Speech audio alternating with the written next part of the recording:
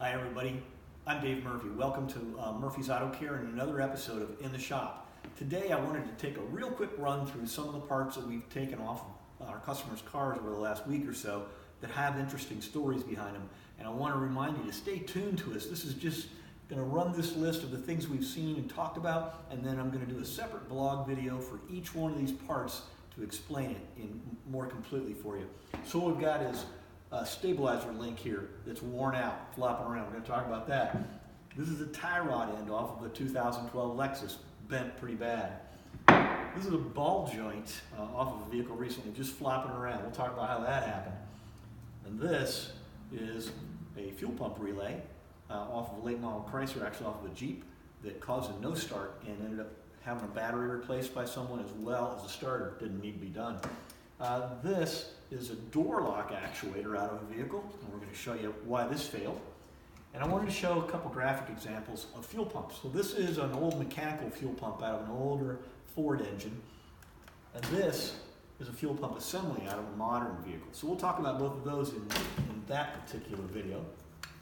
Something that's very timely right now, maybe your vehicle's been overheating or it's not put enough heat in the car.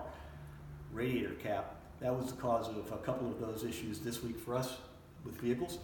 And then also this is actually from a Ford product. This is a coolant level, or reservoir I should say, sensing device to determine how much fluid is actually in the reservoir.